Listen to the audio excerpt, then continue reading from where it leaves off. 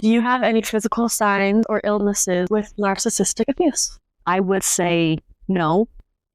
As I look back, yeah, I did. And I have some super weird stuff. But do we want to know? Yes, let's deep dive. There was a period of time where I had lots of I was having kidney stones twice. I don't have kidney stones.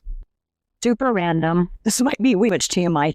Welcome to our show. I'm just going to say it. I would feel like I was having major problems, like with my female parts. Things were falling out, is what it felt like lots of pain in there. Interesting. And then I actually would, and it would happen when I would run, and it doesn't have anything to do with running because I still run and it doesn't happen, but I would get back. I would be cramping really bad.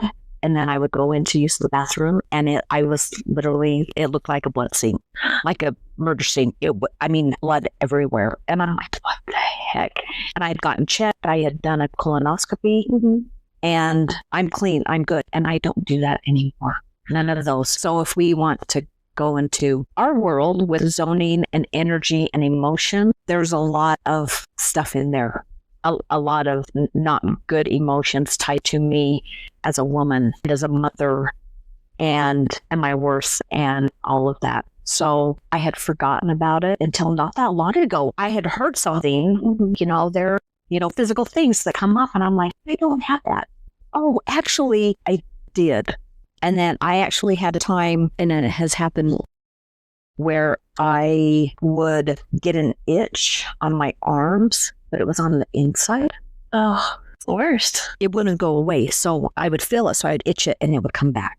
And I got to where I would scratch and I would use my wire brush to scratch them. Oh, I literally was going crazy. And I'm like, what the heck is this? Knowing what I know now and looking back now, that was my body, and I'm going to say my spirit screaming at me, red flag. Yeah. All of them were big red flags. So, yes, sickness doesn't always show up. I think when you hear things or people say, sicknesses or something, I tend to go to a flu, a common cold, those types of things, and it's not always necessarily that. It literally could be the itching or aches somewhere, something. Stress hives. Stress hives. Yes. The sores on my face. I off and on through my life, I will get kind of random, like this area, and it breaks out. I think I had them like 1 or 2 episodes ago. They were stress. I know that now, but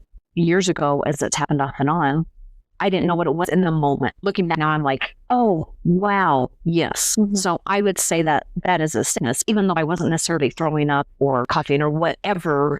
Still, physical problems showing up all day long. Hi, I'm Karen. And I'm Angeline. And we are your hosts for True Being Twisted Podcast.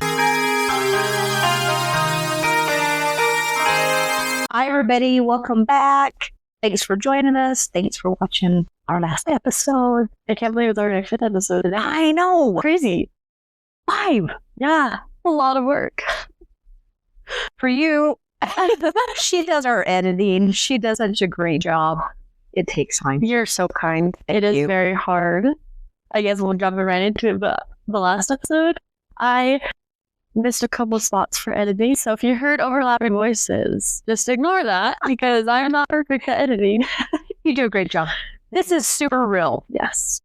Did you see what I just talked about in bowel movement? This is super real. Yeah, for real now. It's all real. We are not professionals, but we're so grateful for everybody that likes it and listens and hopefully gets something out of it, even if it's something as simple as confirmation that you're not crazy, that these things really do happen and it's more common than you think, and just validating you in your space. Yeah, and just to help you know that you're not alone with doing this type of stuff.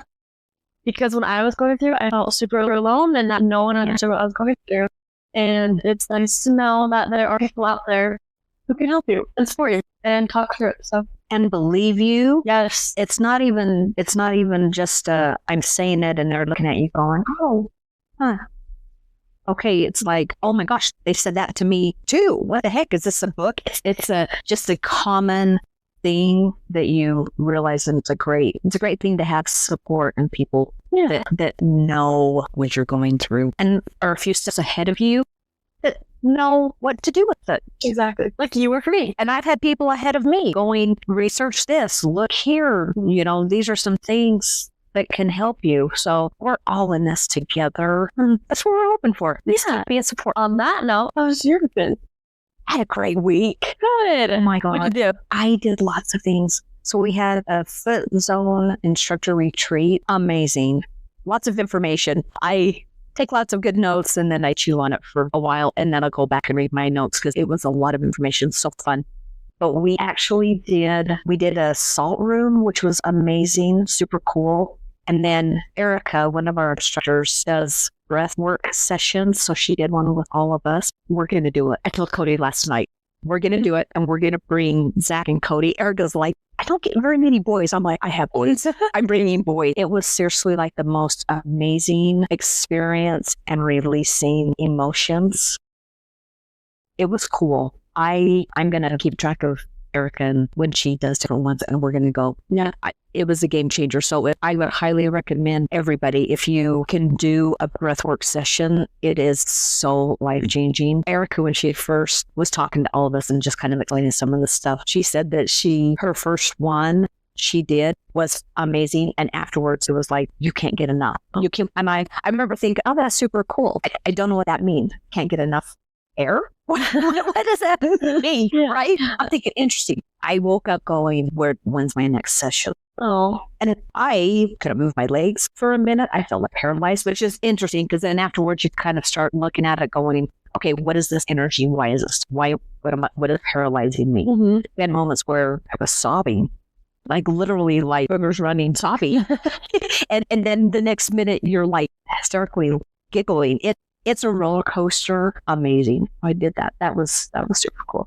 That's so awesome. I'm excited. I clearly need that. So yeah, I'm super looking forward to that. So it was a good week. Hope I didn't take care of Coop because he's been sick. And then now I'm home. How about you? It was a really good week.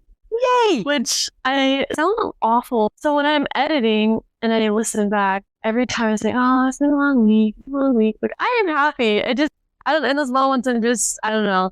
I'm a happy person. It sounded like I was hating my life, which I do not. I love my life. But for some reason, I just had long weeks. So, and you get to have long weeks. Yes, you're right. And you are allowed to have those long weeks. The trick is if you get out of it and see that it literally is maybe a long day or a long week, not a long life.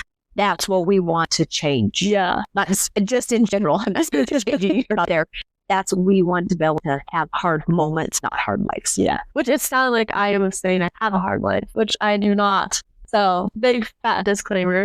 But yeah, no, it was a really good week. I'm trying to remember what we did. Oh, something I'm really excited about is that I started a pickleball group. Yay! Moms in the Valley.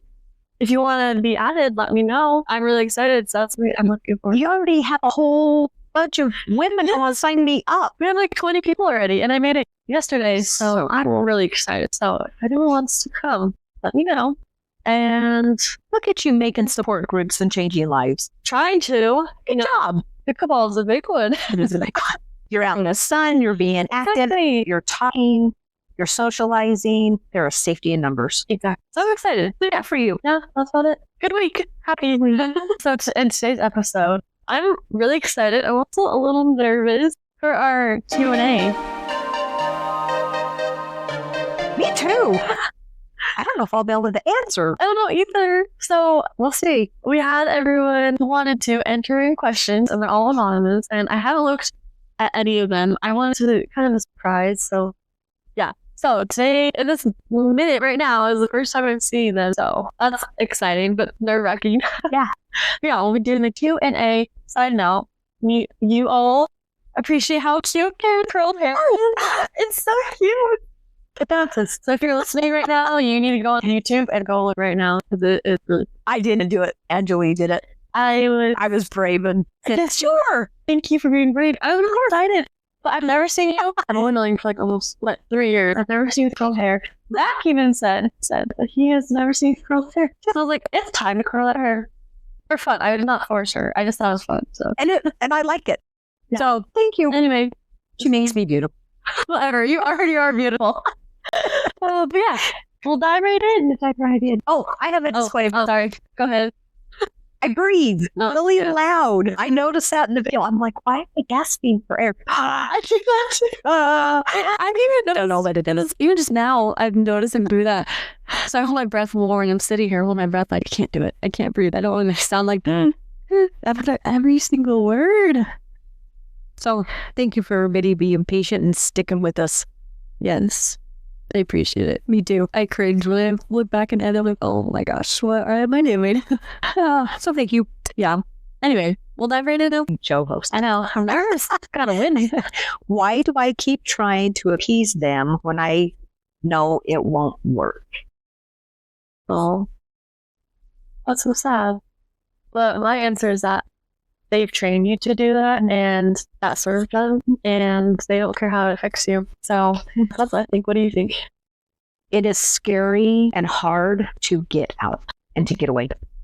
The unknown is super scary. Sometimes we stay because it's comfortable and at least you know what you're getting, right? Especially if there's finances involved. Maybe you're not working, so they are your income. There's a lot of things that play into it, and that makes it hard. And we hope that things are different. We don't marry somebody or get with somebody with the intent of divorcing them. No. So those first steps are super scary. I will say though, because I have done it a couple times, when I finally do say I'm done and get out and the peace that I feel, I seriously sit back and go, wow, I should have done this like 10 years ago. I don't want to say it's easier than you think, because that sounds weird. It's easier than you think. Once you take that step, and I'm not saying it's easy, because that step in getting out, there's always stuff that follows. You have to, the courts or moving stuff or whatever it looks like for you is hard, but not sitting in that chaos and having them literally on your couch or in your bed every day and not feeling that, it's a game changer. Yeah, and I also would say that the important part is focusing on that you did get out instead of like, kicking yourself that you didn't do it sooner.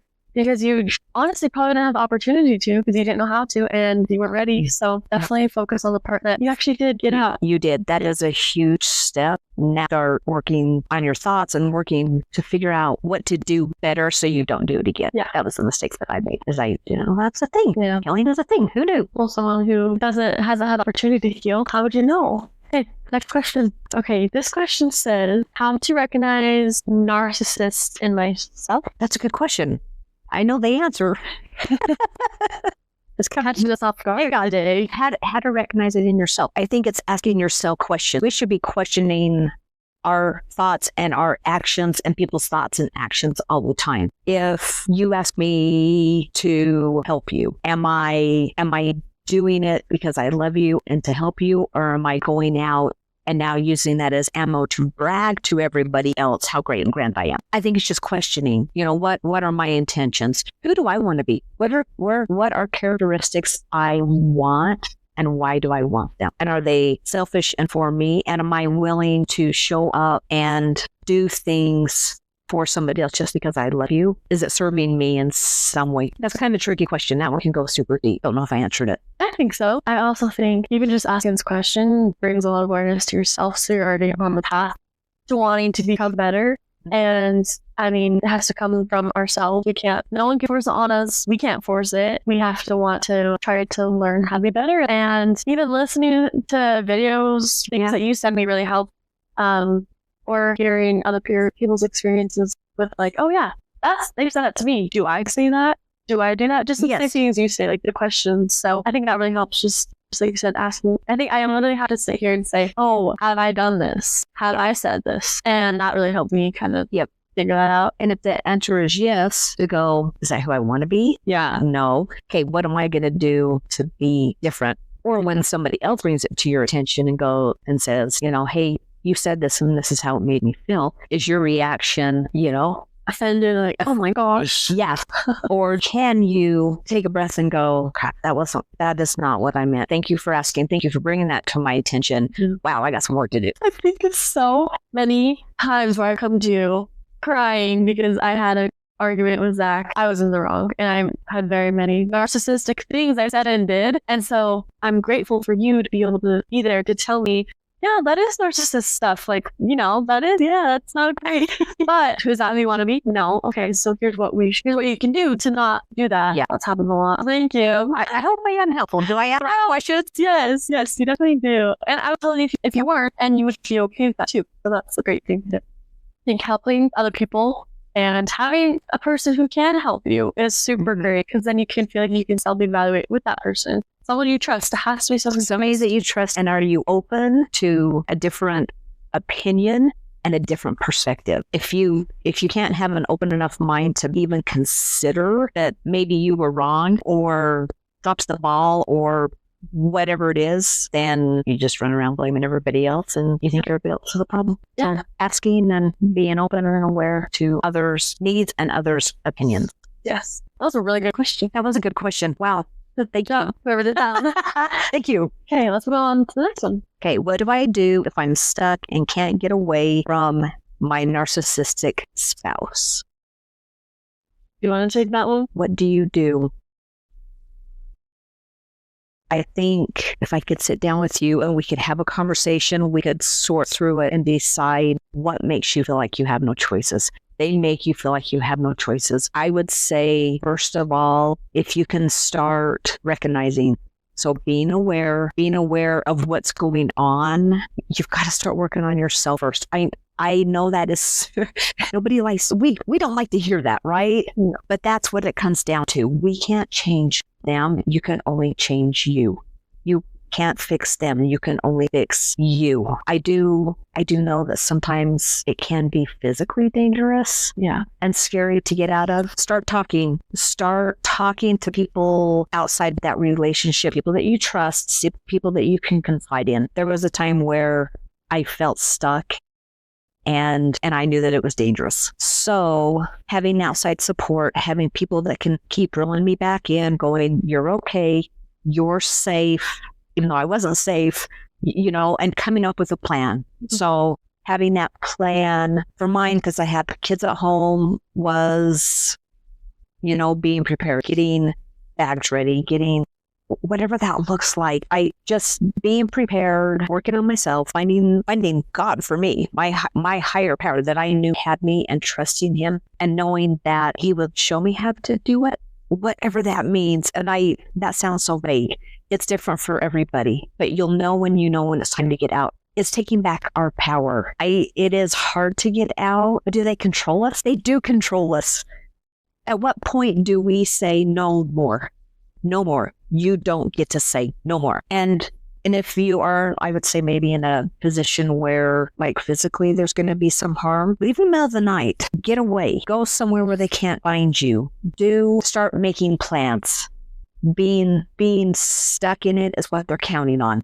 They're hoping you're not going to do anything, that they have scared you enough, they have manipulated you enough, they have put you down enough that you're not going to have the courage to stand up and say no more and to walk away. Have a plan.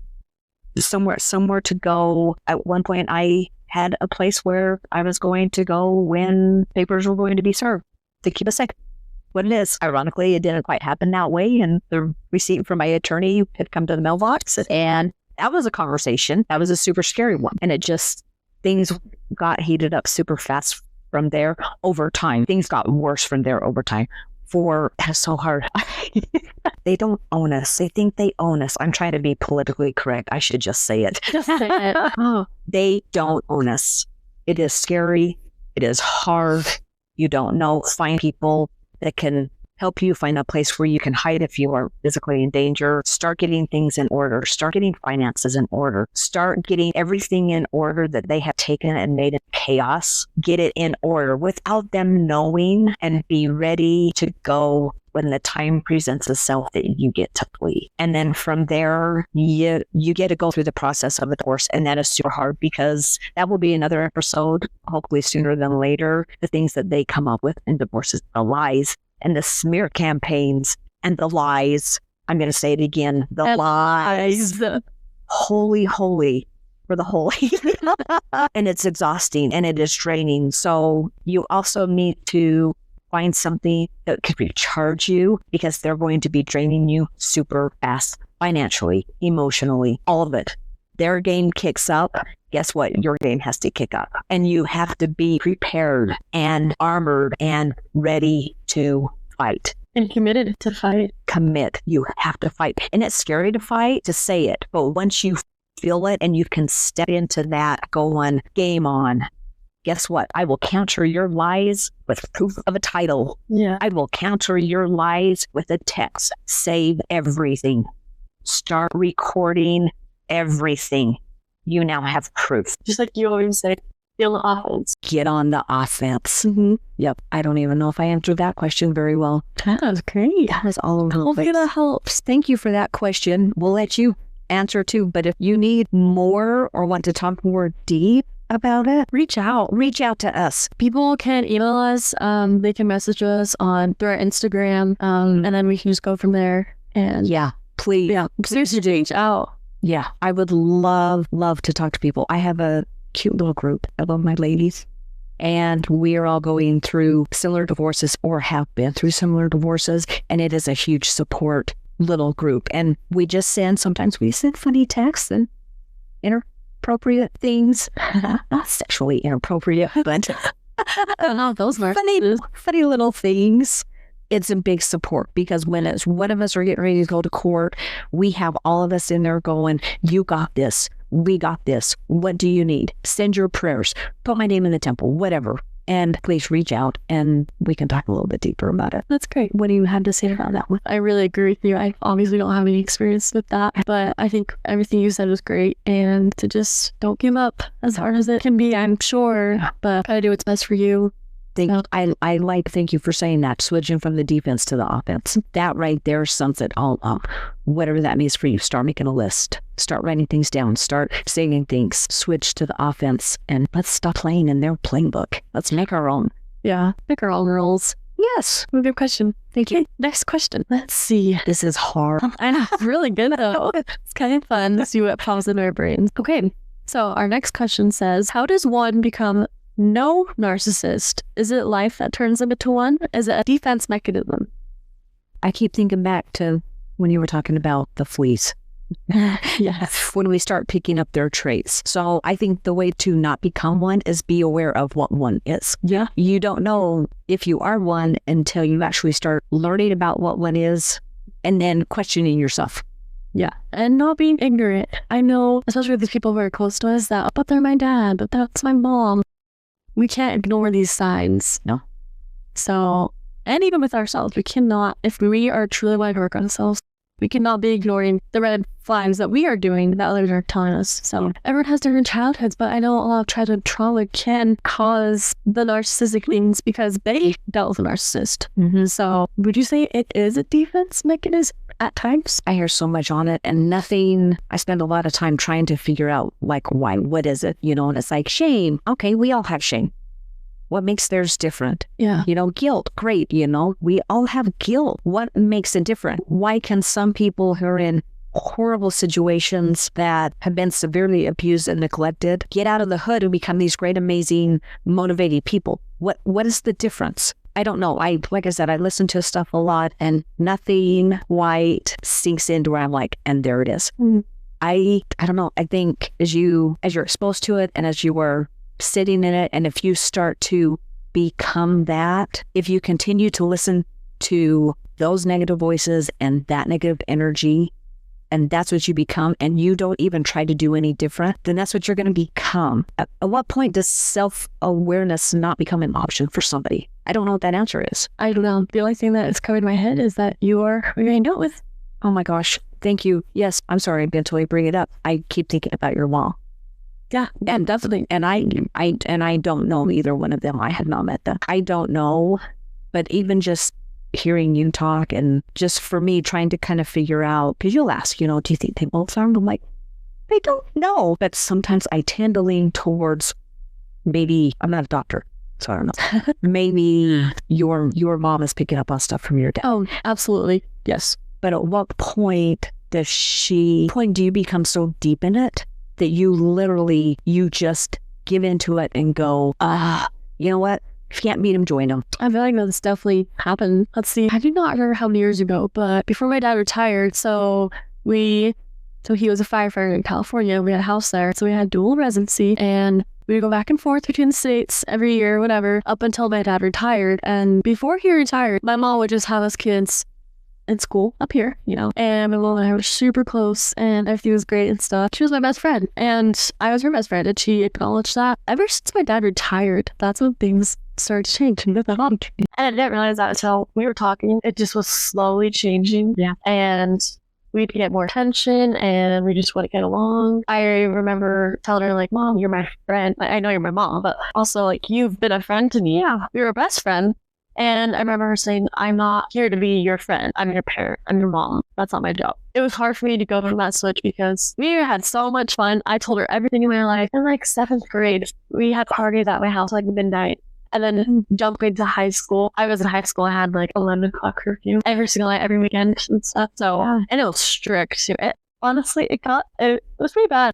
It got to the point where I would tell my mom, oh, I'm running late for curfew, just so you know. And then when I get home, she'd say, we'll leave earlier. But all my friends are like 20 minutes away. So driving time, I get there. I'm probably on there for like an hour and a half. Oh, gotta leave home because it's 20 minute drive home. So that was hard. Oh, and I would even ask you to stay longer. And I was a good kid. I did good things so I could get, I guess that's not like, you get consequences. You get good consequences and bad consequences. So I was hoping for the good consequences, which I never got. And so I honestly stopped showing up to curfew on time. I do not stress that. Obviously, that made things worse. Nothing's changing. And so, whatever. I mean, it wasn't ever that late. Like, minutes. But still, at that time, like, this isn't changing. So, and I know they're not going to change because they're so stubborn. All narcissists are stubborn. So I just was fed up. I was like, hey, whatever. You want that? And then I rebelled. Do not recommend. Don't. But I'm just saying, real stuff. She definitely changed. So I definitely think the fleas thing is so real. And clearly, because I have so many tendencies. Yeah. Well, and you don't know what he was saying to her. Right. Me and Connie, my sister, was talking yesterday, and we were talking about when we were raising our kids. In those moments, I remember running around, and it was like, trying to keep the kids quiet and trying to keep the kids happy and trying to keep the house clean, and everything had to be perfect, and trying to keep everybody peaceful because you never knew what thing was going to set them off and all hell was going to break loose. I was with my kids I was probably a lot more like vocal about like, stop it. Yeah. Don't speak. And looking back, it was out of fear. It was 1000% out of fear because I knew what was going to happen. Mm-hmm.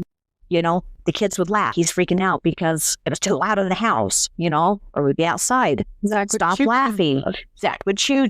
Yes. Somebody would touch their food with their fingers. Heaven forbid. Those little things, as a parent, super wound up, super stressed, waiting for it to blow up and trying to keep little children perfect and quiet and good. And she had said how they had like a 7:30 bedtime when he was home because that was safe. If she could get them in bed early before everything fell apart, it was a good day. That's a horrible place to be. So with your mom, we don't know what was going on behind the scenes, which makes it hard. We don't know. We don't know what's going on behind the scenes anywhere or why people do what they do, including the narcissists. I don't know. I don't know what happened in their childhood that made them that way, that made their perspective different than everybody else's in the family. We don't know. What I do know is if I am continually being shown, I have learned this. Obviously, I've been in the same types of relationships more than once. It's taken me a long time to figure this one out. And I haven't been tested yet to see if I'm going to implement it. But what I know is if they are continually showing me something, and it doesn't have to be a spouse, we'll go a friend or, somebody in the community, somebody that we know that we think loves us and shows up for it. And if they are showing me that they don't, I'm going to be quicker at not giving them information and kind of maybe keeping my distance a little bit more. Just because if they're showing me that, then there's something off and I just can't go there with it. Yeah. Next question. Okay, here we go. How can I work on my own narcissistic tendencies? Well, just like we already discussed in the ask you questions, self-awareness, and ask him questions if you're open to having someone help you. Yep. I'd say that. I would say if something comes up, choose one. Yeah. Because don't you think once you start to realize what's going on and you looking, I'm 8 out of 10. Oh, overwhelmed. Dear.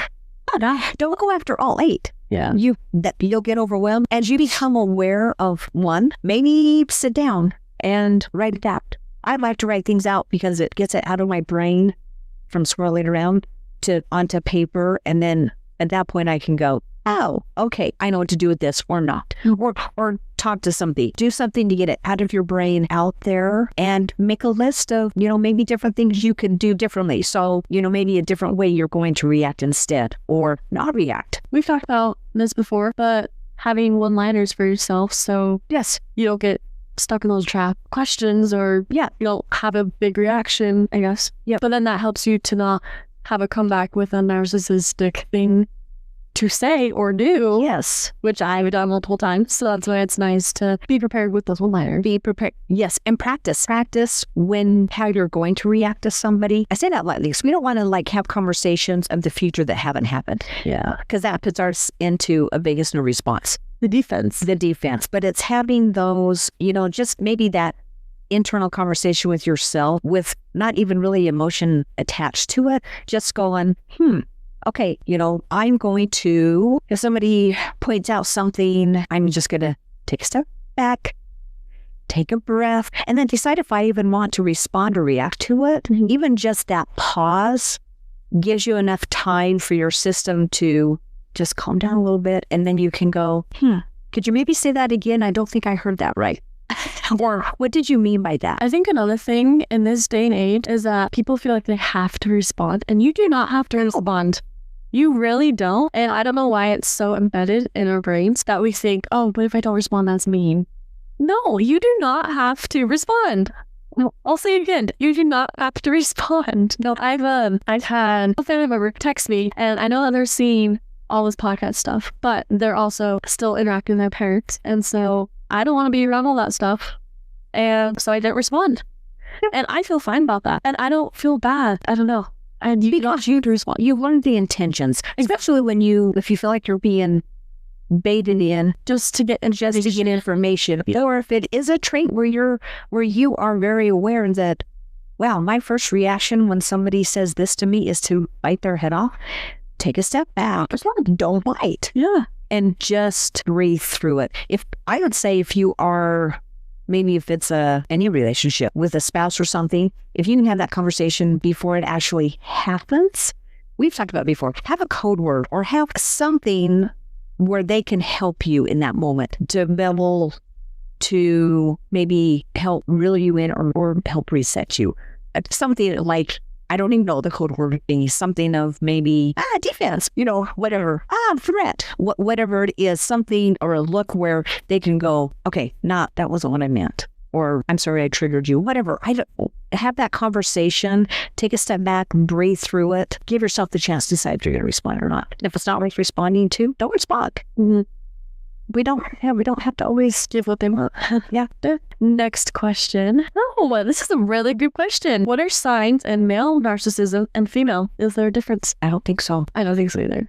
I have seen aggressive male narcissists. I've seen aggressive female narcissists. I've seen passive aggressive. I don't think there's a difference. I do think maybe the difference is that the men are more egotistical because men like control, men like power. Yeah. So I see that, but I also know that there are females who also like control power. So I don't know.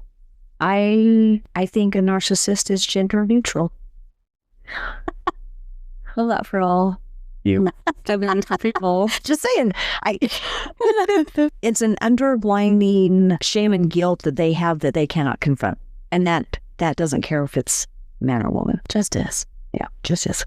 Good question. Yeah. Thank you. How do I disarm my narcissist and silence him or her? You gotta take a deep breath and try to figure out. We kind of already talked about it before, but just like you said, working on yourself. You need to find your worth and know that it's okay for you to do this and that it's the best thing for you to do.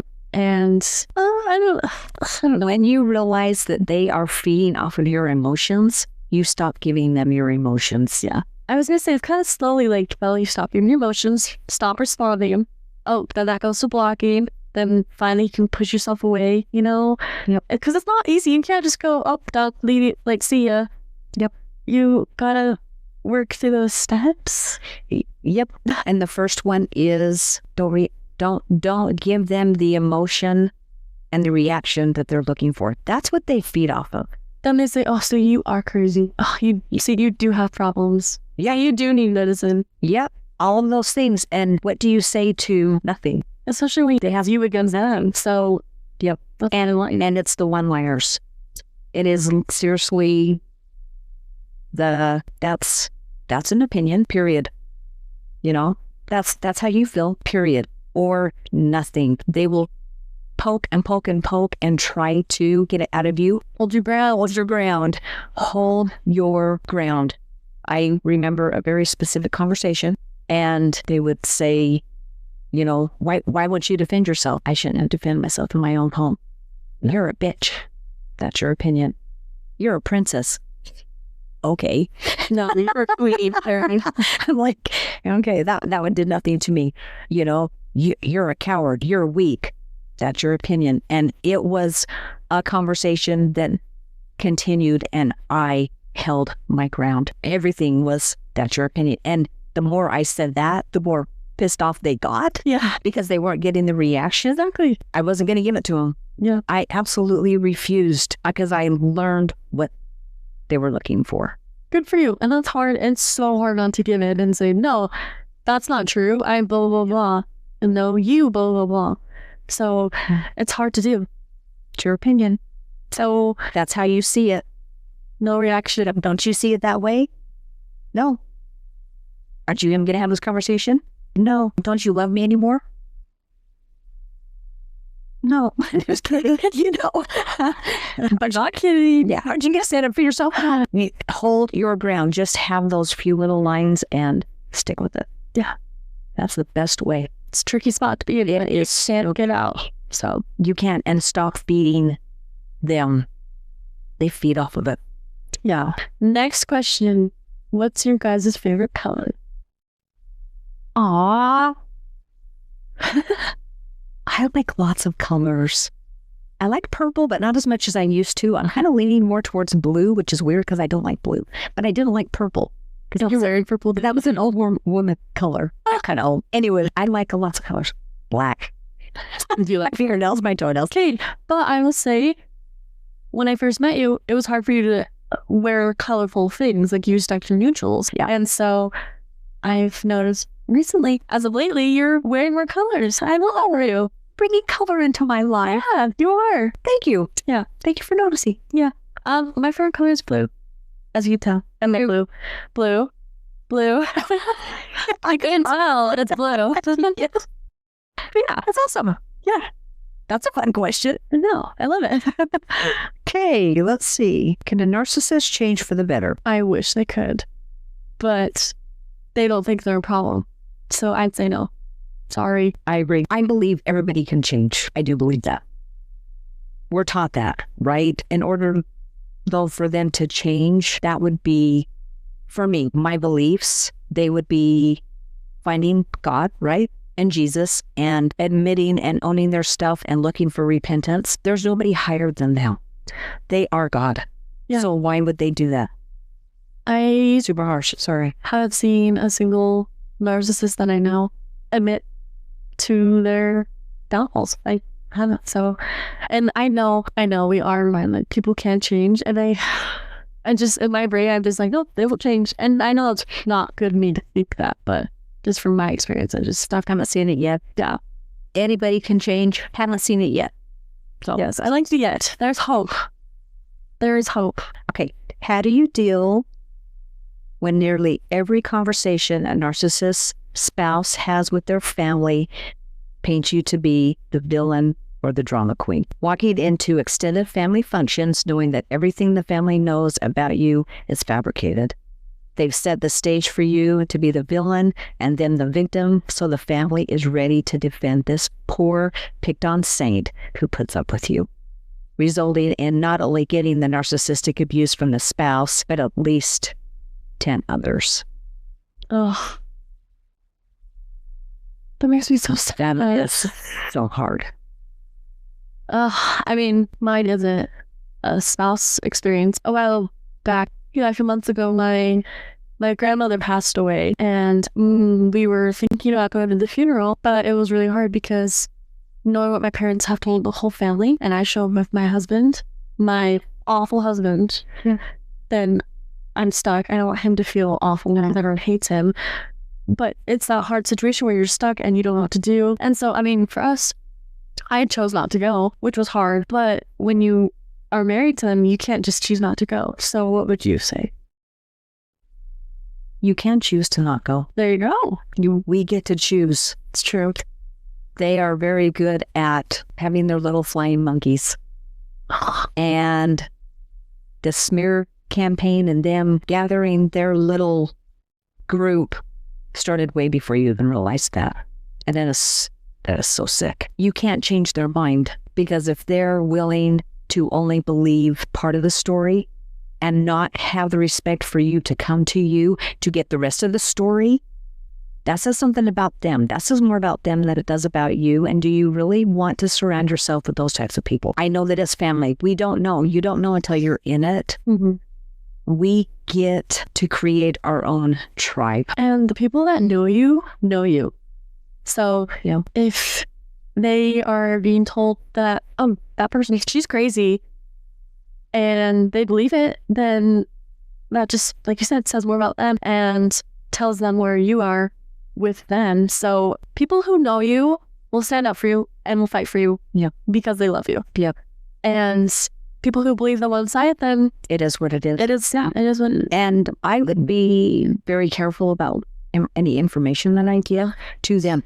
They will be asking questions and they're gathering information. They're asking questions to judge, not because they're truly concerned. So you learn really quick what to say, what not to say. So you're showing up they kind of become like superficial relationships where you're just doing basic chit chat. Yep. And knowing that they're not safe. And I would be walking in, honestly, happy and pleasant as you can be, even if you're not feeling it. Because if you're showing up and you're being judged and you know it, and now you walk in, like already defeated, dang well when you leave, it's like, see, I told you. See, she is ornery all the time. See, she is ticked off all the time. See, she is mean. See, your mom is. And it's like, whoa, let's get the rest of the story out. Right. I was that way because of the day before when I asked for a simple need to be met, I was destroyed, right? Mm-hmm. They're not telling the whole story. So when you do show that you are upset, they're not asking why you're upset. No. It's just this, see, told you. So I'd be walking in. I know it's hard. It's easier said than done, but just few breaths, guard yourself, center yourself, and just walk in pleasant as can be. Hey, how's everybody? Hey, and they're not going to be going, whoa, wait a minute. She was happy. He says that she's like a major witch, but she's not. She's actually like nice and fun to talk to. And people will either still side with them, or they'll start to question it. Truth always comes out. Truth always shows. Find some light and peace in your world and show up with it. It'll start to show. I remember when I was telling you about my grandma's funeral and stuff, and I was like, what the freak do I do? And that's what you told me. You said to go in there, happy, smile, not obviously not happy because she passed away, but like have that light in me, and have Zach also the same, just be who we are. And I mean, obviously at that time I was not ready, so that's why I chose not to go, and that's okay. Absolutely. And even with people saying things about you, again, you don't have to respond. One thing about me is that I try to be very genuine, and if I know I cannot have a genuine conversation with a person, I don't have it. And that's okay too. I know everyone's different, that's totally fine, but I don't want to be having a fake conversation where, oh yeah, I actually do care about this person and stuff. In reality, I don't, because of the things that they've shown me, and their intentions are not to help me, they're not to bring me up. So it's okay to not even have a conversation with them. Yep. Sorry. Yeah. But this is just who we are. At least that's who I am. Yeah. Once you realize the types of people that you're dealing with, you have to be very careful about your space, your thoughts, and your feelings. Yep. Just as you said before, it affects everyone. It affects you. It affects my husband, my baby. It affects me. So I can't have all that. Garter. Yeah. And access denied to those who don't cherish it. Even if they're family members. So, even if they're family members. I'm so sorry. That is so hard. Yeah. So hard. Next question. What is your biggest fear? What is my biggest fear? I work really hard on not having fear because I know where that takes me. Honestly, I fear all the time that people will not see who I am and won't believe me. That is fear. And it happens. I've experienced that even just as of lately, where they only get, they want an outside perspective, which I get, but if you want an outside perspective, get the whole story, then make your perspective before you start sharing your perspective with other people that have nothing to do with anything. And if you don't want to be involved, don't gossip. Yeah. And that was hard because it was like, okay. And sometimes people crave drama. They crave the drama and they don't want the whole story. So that is a fear for me. What about you? Well, first I can tell you that we know who you are, and we know your intentions, and you are a good person, and you are not crazy. Oh, hold on, let me rephrase. What is it? You are not batshit crazy. Thank you. On most days. Or girls. You get what girls. I would say I am definitely afraid of grasshoppers. But on a deeper surface, I am scared of losing my family. Or I guess the fear of abandonment again. Yeah. Actually, our first year of marriage, I had a really hard time. I always thought Zach was going to leave me. But I didn't realize that was my abandonment issues. So all the time, after we have a fight, oh, you're going to leave me. Oh, that's so sad. Yeah, but I'm okay now. But I know every time Zach is in the car, I'm terrified he's going to get in a car crash and die. Do you know what your abandonment issues stem from? The first time, probably from being abandoned from my birth mom in the trash. Ugh, rude. And then cringe every time you say that. No, I think it's funny. And then I have to say the other one is the second time is just for my parents, which is weird. I love them, but I guess their parenting made me feel like I was abandoned in a way. I don't know how to explain that, but I know what you're saying. Yeah. And I agree. So grasshoppers and abandonment. Nice. I hate grasshoppers. I know, me too. It's coming. They're coming soon. I'm excited, so that's fun. They stick to you. I know, and they're freaking creepy. And Carson is going to love them, and she's going to chase them, and she's going to pick them up, and then I don't know what's the first problem. It is. I'm with you. Or snakes. Oh, yeah, I know. It's tough. See, snakes I can handle because they just slither, but crawling, and jumping, nope. No. Okay, here's what. Is it my turn? Yes. Okay. Aside from the podcast, are there any support groups we can have or any events that we ... Lost the rest of that sentence. So, any support groups? Well, I mean, like we said before, you can always reach out to us. We actually were brainstorming the other day, and we thought it'd be so fun if we did a little 5K. Yes. So fun. So it would be Truth Be Twisted 5K, whatever, and we would make it really cheap, and then we would be able to donate to the women's shelter or something. Karen is amazing at creating things. Etsy shop. Oh, I do have Etsy shops. I do create. Wow. You create other things, but I'm very impressed with your Etsy stuff. So she would make us shirts. Yep. She would make us our cool merch and stuff. Yep. So we were brainstorming that. Yep. Running for awareness and having that group. How fun would that be? Oh, so fun. Oh my gosh. And we can talk before or after. Maybe not after when we give out awards. Sweaty. Fun when we're all sweaty because that's fun. And just create a group. The thing that I love about running or any sort of physical thing like that, it is a It is a commitment for one to do it. So you commit to something, a good thing to work on. It teaches you to do hard things. It teaches you how to push through hard things. It teaches you how to show up. It'll show you weaknesses. It will show you where you need to improve. So we're just going physical here, physical racing. You can then take those skills that you learn while doing that and start to apply them in other areas of your life. And it will build your confidence. It boosts you up. You can do hard things. You got people cheering for you. It gives you strength in that area that you now can apply in other areas. Super cool. Yeah. We're going to do it. So stay tuned. Yeah, stay tuned. But yeah, I'm excited for that. Yeah. Okay, next. If you could travel anywhere in the world, where would it be? Oh, goodness. I have a couple places. So I think Australia would be super cool.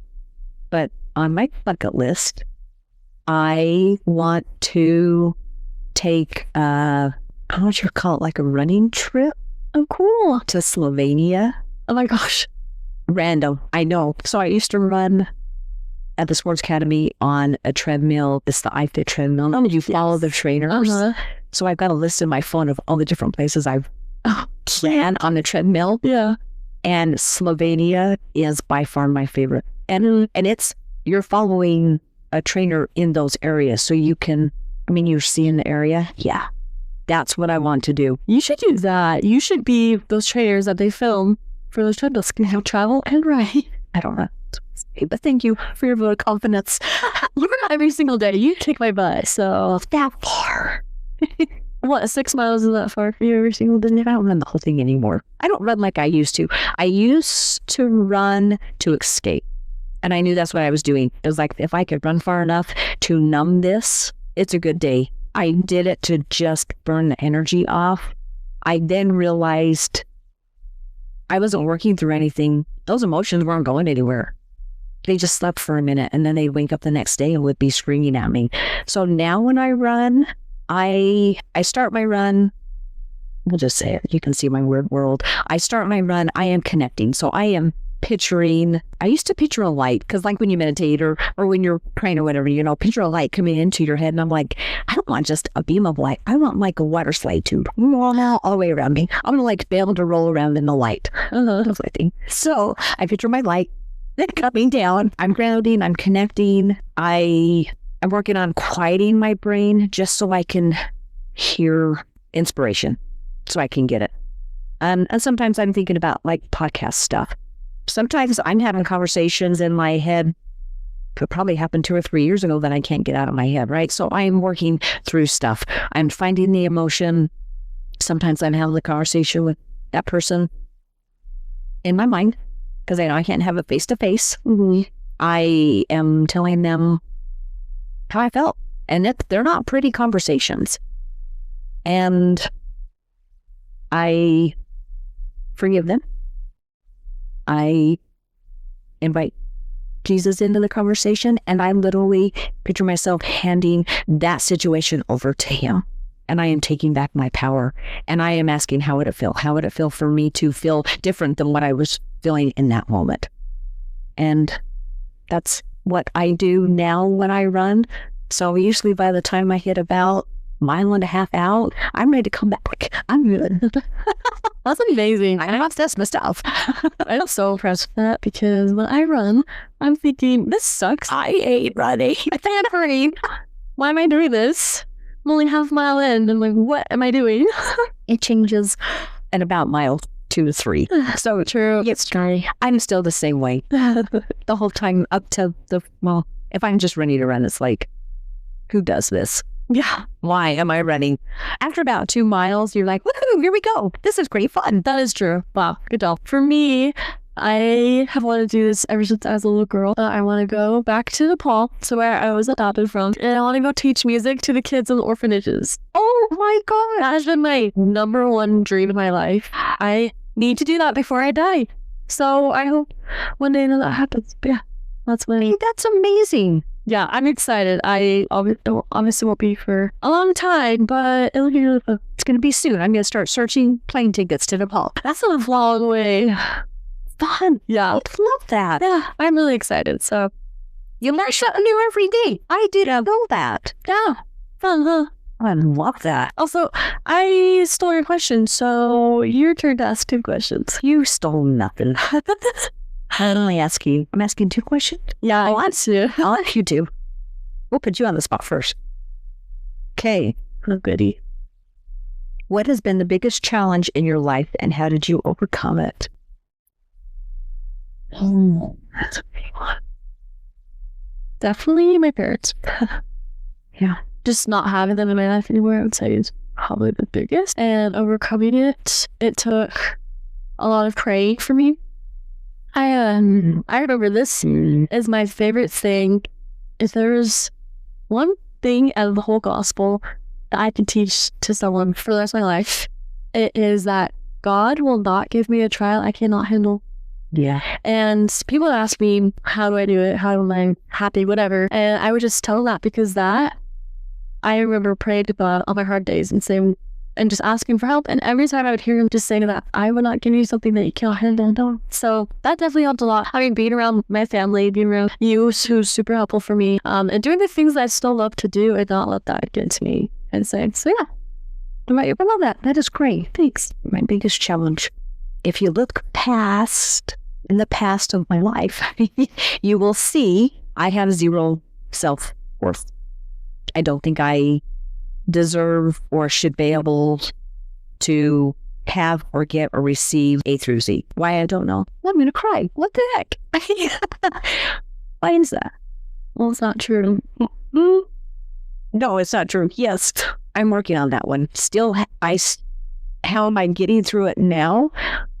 I'm finding and making sure my connection with my Heavenly Father is number 1, because I have worth in Him, and learning how to rely more on Him than rely on the opinions of men and women. Sorry, I'm not just being mean to men. My life, it's been mostly men. So men, yeah.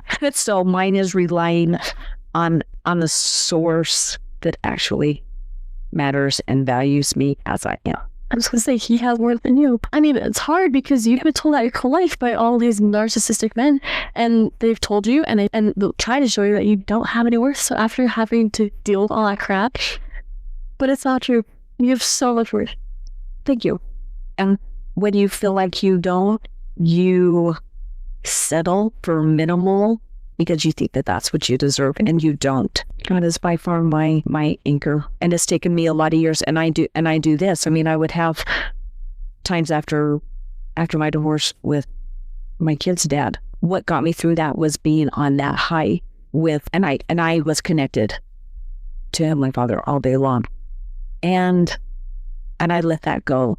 So that's probably hand in hand with the challenge of I know who my strength is. I know where my strength is. I know who it comes from, and to not let that go, to maintain it from here on out. And every time I'm up, going, yes, I love Him, it's all good, to keep that. Hold your ground. Hold my ground, find my worth, set my boundaries. Mm-hmm. And that is a big boundary for me. That should be a big boundary for me. I will know when it gets tested if I'm able to hold strong or not. I'm working on it. You are. You did so good. It's hard stuff. It is hard stuff. Yeah. Good job. Thank you. How would you describe yourself in 1 word? That was hard. This makes no sense. This is like the first word that popped in my head. It makes no sense to me. Well, it sounds weird. This sounds so stupid. Say it. But the only word that popped in my head was like fire. Meaning that, like, a fire, it's constantly going, like a flame burning and stuff, and that doesn't have to be a negative connotation. But there are times when it can burn out, but usually fires can keep going and people can put out fires. I don't know, that makes no sense, but that's the first thing I came to my head. So, fire. I like it. I like it. Weird. That might make more sense as the days go on, as you think about it. So I like that. Yeah. I don't know. 1 word? I try to be funny. I don't know if I am. I think you're funny. I don't know. That's a hard one. I think I'm quick. Mm-hmm. at some things. Not so much. What describes me? Can we flip it? And can I tell you what I see in you and you tell me what you see in me? Yes, we have to answer first. Okay. Oh, for me? Yes. Just kidding, by the way. Trying to deflect that. I know. Flag. I am the narcissist. Oh, kind of self-reflect. Self-reflect. Okay. Am I? What word that describes me? You know what? I am strong. I am resilient. Yes. I am.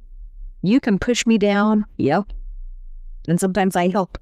You push me down. I joined in the battle, right? I pick you. I let you come in. Whatever. I do get back up. Yes. Oh my gosh. I do get back up, and yeah, once I'm back up, I am ready. I will fight to make it right. Figuratively and literally. Yeah. And I'll be fair and I will be honest, but you got to know I will be honest. Yeah. So be careful what you say, because I will prove right with proof. I won't just say it. Yeah. I would 100% agree with that word. It's very resilient. Yeah. And love it. It's very good. Thank you. My word for you is authentic. You are yourself wherever you go. I like wherever you go. You are helpful wherever you're kind wherever you go. You're authentic. Thank you. You're welcome. You are too. You're very loyal. You are very safe. You get multiple words. Can we just choose one? No. I know where you stand. I know where you stand. Period. Well, good. I'm glad, because you deserve that. Everyone deserves that. Yes. So. Yeah. We need people like that. Yeah. So we do. I have you. I know, but I'm you. I think about the fire like it's hot and I'm very feisty, so I need to calm down.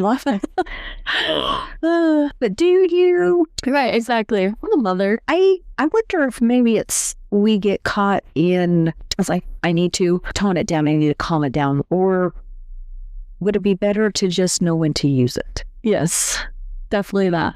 I like that, because time and place. Narcissists want to quiet you. They want to change you. They want to mold you. They don't want you fighting back or speaking up or doing anything. And we get sucked into that. And I think it's a good thing to realize our strengths, but to see an even bigger strength to know when to use it. Yes. And I'm honestly, I still try to figure it out now, because I'm very quick to just react. So I'm working on that. You're doing great. Thanks. We're trying. You are. You're doing awesome. Thanks. Thank you, everybody, for all your questions. That was fun. It was a lot of fun. It was on the spot. Yeah, it was a little tricky. But I mean, it's more meaningful because I love writing things down. I love being prepared and stuff. But it's like, it sounds cheesy. It truly came from the heart. Yes. Yeah. And sorry for all the pauses. Sometimes it takes a minute for the thoughts to kind of come together, but that was great. Yeah. So that was a lot of fun. We'll do it again. Yes. So thanks for everyone. That was really awesome. So next week will be our 6th episode, and then we will be discussing the different types of narcissists. And you can find us on Spotify and YouTube. So thanks for joining us. I'm Karen. And I'm Angelie. The truth may be twisted, but it's always worth unraveling. See ya. See you next week.